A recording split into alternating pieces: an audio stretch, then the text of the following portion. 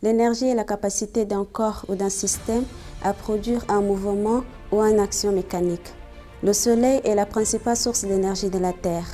Mais de façon générale, vous pouvez entendre parler de 3 différentes sources d'énergie qui sont les énergies fossiles, l'énergie nucléaire et les énergies renouvelables. Les énergies fossiles comprennent le charbon, le pétrole et le gaz naturel. Elles ont 3 points négatifs qui sont: elles sont source principale d'émissions de gaz à effet de serre, leurs réserves risquent de s'épuiser dans le temps, elles sont réparties inégalement dans le monde, c'est ce qui cause les tensions géopolitiques et le conflit entre différents États. Les énergies fossiles représentent plus de 2 tiers de la production mondiale en électricité. L'énergie nucléaire, appelée aussi énergie atomique, est issue des minéraux radioactifs tels que l'uranium pour produire de l'électricité dans les centrales nucléaires. Contrairement aux énergies fossiles, l'énergie nucléaire émet peu de gaz à effet de serre. Néanmoins, la question des déchets radioactifs est souvent pointée du doigt quant à la gestion de ces déchets et les risques éventuels d'accidents. Les énergies renouvelables, appelées également énergie verte, comme les rayons du soleil, le vent ou les déchets organiques.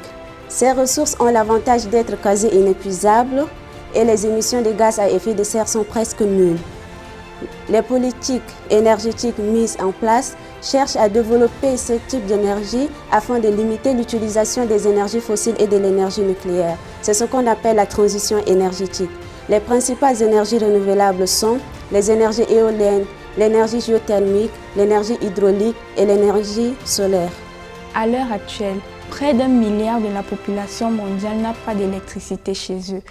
En Afrique subsaharienne, plus de la moitié de la population est dans le noir.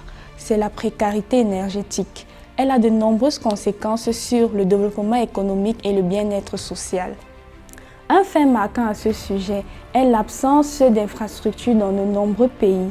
Selon des données de 2015 de la Banque mondiale, la puissance électrique installée en Afrique subsaharienne est de 100 gigawatts, proche de celle du Royaume-Uni.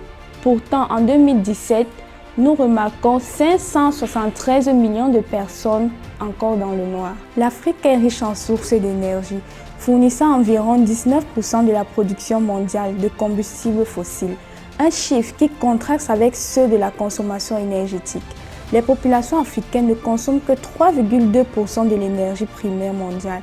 En outre, la majorité des pays africains ont encore principalement recours à la biomasse traditionnelle pour accéder à l'énergie de base. Face aux problèmes liés à l'accès à l'énergie, plusieurs dispositions sont à prendre. Augmenter la production à travers l'installation de nouvelles infrastructures de production énergétique. Adopter une transition énergétique dans les pays en voie de développement qui consiste à diversifier les sources d'énergie en allant vers les renouvelables. Utiliser rationnellement l'énergie existante en adoptant les comportements éco-énergétiques suivants. Éteindre la lumière en sortant de son bureau et quand il fait jour. Éteindre son ordinateur et son imprimante quand on ne les utilise pas. Ne pas laisser son chargeur branché sur une prise parce qu'il consomme toujours de l'énergie. Ne pas laisser son chauffage allumé quand on sort du bureau, des salles de classe ou de son appartement.